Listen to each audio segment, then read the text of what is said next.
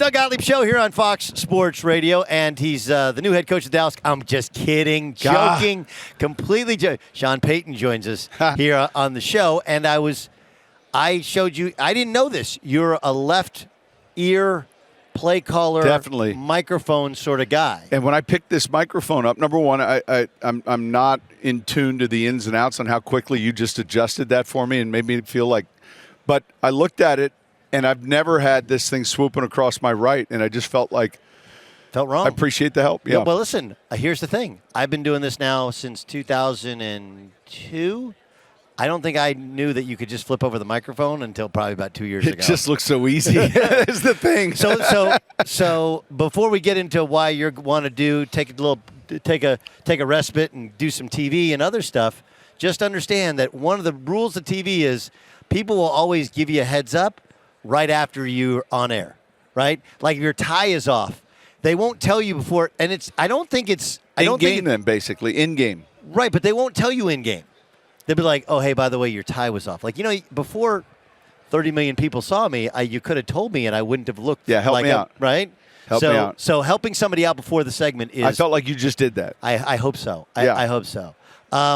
Okay, before we get to your current status and what the future is like for you. What was this year like for you?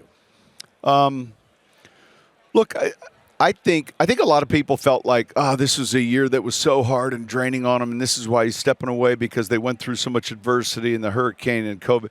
And it wasn't at all. It was, look, those challenges are exciting. Obviously we're displaced at the start of the year. But, the way training camps are now, like Mickey would tell you that I would be the first one to say, hey, let's go fly to another city. Let's do it. Like right now, because you can put your team in a hotel. You can the focus gets that much sharper. I would say absolutely.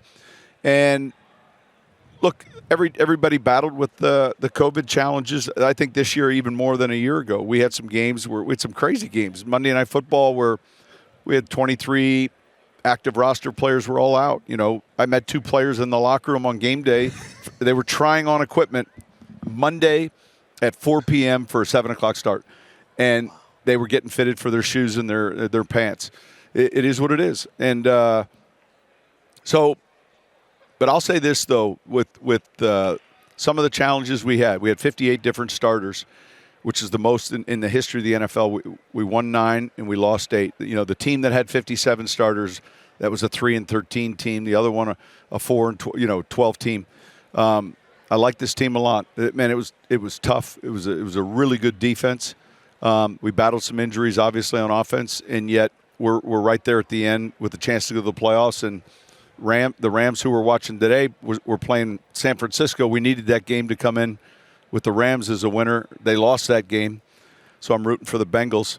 But that was this season, and yeah, it created new challenges. But this season was not the specific reason why I chose right now. That's something that happens over a period of time.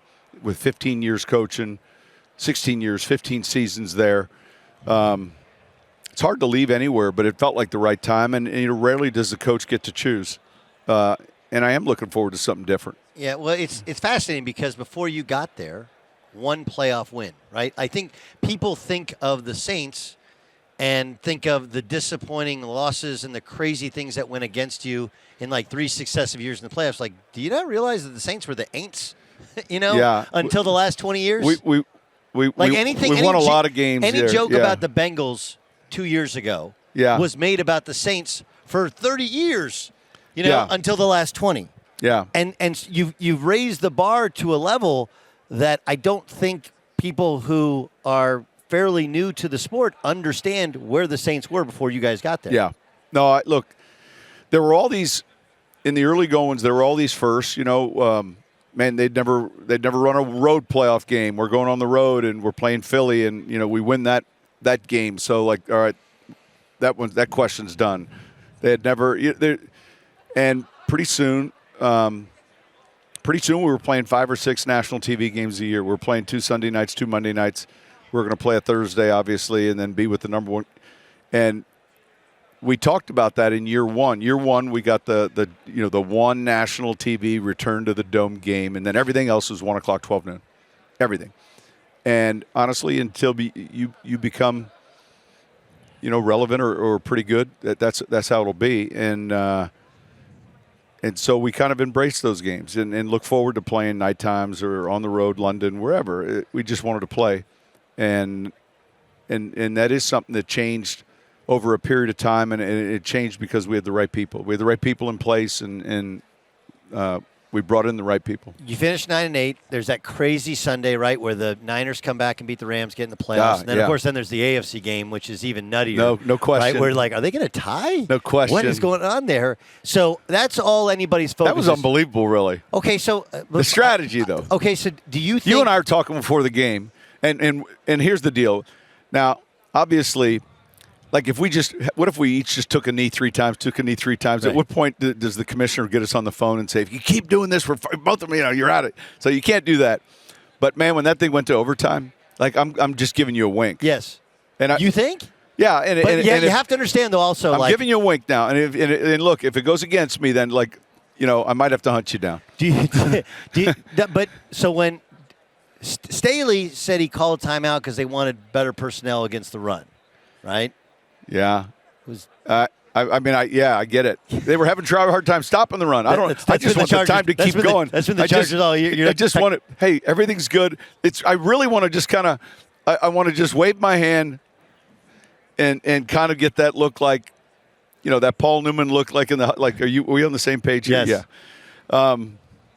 Because that's happened historically in the preseason games. We've always had agreements in the preseason games where I'd call you and say, look, I'm going to play my starters for a quarter. What about you? And you might say, I'm going to go into the second, whatever. And then I'd say, hey, how about let's not blitz the corners or the safeties. Let's play front and coverage and so that's done in the preseason? Yeah, let's just – because what you're trying to do is evaluate both teams. So I might say to you, hey, is there anything you want to see? Why don't you rush 8 once on one punt? I'll rush 8 on one punt so we can get a protection snap. Let's try to kick to see our return units. Like those are things you do when you scrimmage, and those are things you do in a preseason game. But that one was different. I can't ever recall. Well, when has there ever been a game where there's a tie, they're both in the playoffs? Never. We're tying. And it's the last game We're tying. of the season. Because if you told me to start when I got up that morning and I'm eating my cereal, I can be in the playoffs with just a simple decision, not execution, I'm going to make the decision.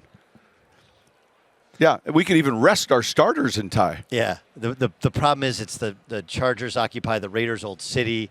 And Bisaccia is trying to keep his job. Like they're all there's all these reasons why. Yes. The trust among thieves. So you wake up Monday morning and you just had the feeling like what? Nah, it's something I think that takes place periodically. It's not just one. It's just time. There's times that things happen and you get frustrated. You don't want to become cynical. You don't want to become angry at good friends. You're just, a little bit frustrated in yourself. You kind of are, and you want to get in better shape. You don't. I don't think people understand how the job. Yeah, I think they think it's just you have a headset on and you're playing Madden. No, they don't understand here's how a good long way, the days are. The good way to describe it, I like watching TV, and Silicon Valley's a good show. It's kind of funny. It's a half an hour, and those guys. I drink a lot of Coke and Mountain Dew at 2 a.m. till 2:30, whatever, and we work late and we game plan. And look, there's the new. I get it. It doesn't have to be that way. We can do all these other things, but that's how it is for me. That's how I think I'm effective, and that's fine. And so then we meet and we give them a plan in the morning, and then each day you give them another section. We're teachers. We give them a lesson plan. And it just requires a lot of attention to detail. We're like maniacal attention to detail.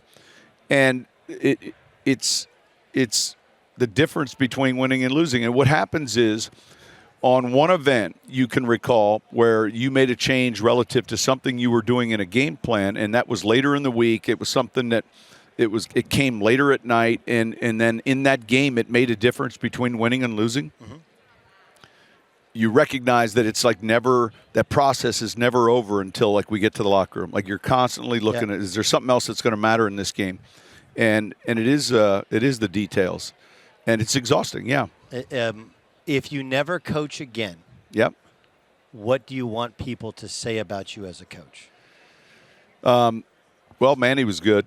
Manny, they won.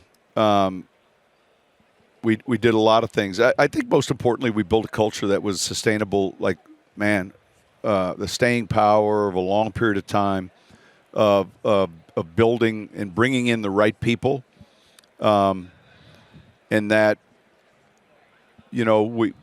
I hear these young coaches all the time say, "Man, I always watch your film. Always watch your film. Always watch your film." And I was that way with Bill Walsh later in his career, Mike Martz. You had to watch his tape, and it's kind of cool when people say that about our tape.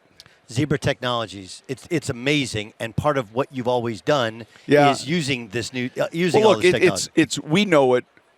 Doug, we go to the store, we get something, we swipe it on the computer, and it tells us it's $3.58. That's Zebra, the barcode system. Right. That's their primary gig.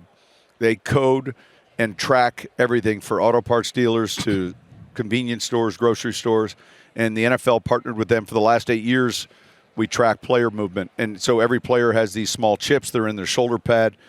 We get the data we want. The broadcast network says, "Hey, that this player traveled. Alvin Kamara went 22 miles an hour on this run." Yeah. My son loves that, and then we get to look at, all right, Alvin Kamara, every time he's lined up in the backfield at 6 yards deep, he's more apt to be a pass than when he's at 7 yards deep. And that chip, we have access to that information.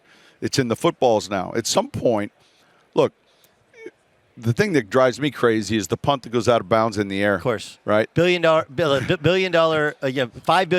And I have a guy walking. And you got a guy who's using his eyes. Right, and we're just going to be like, right there, that looks good. Yeah. So I think there's a lot of things that we're gonna use that technology with, and it's just common sense. And look, Zebra's been a great partner of the league, and I've been lucky to work with them. Well, if you ever have one of those mornings where you're drinking Mountain Dew and you just want to talk ball, you call me. We'll put you on air. And Man, we'll just talk ball. I will. We just talk ball. Absolutely. It's Absolutely. Great to have you. Enjoy Always. whatever form of retire-ish mint you have. Yeah. Absolutely. It'll still be around football. Thank you. Thanks for joining us.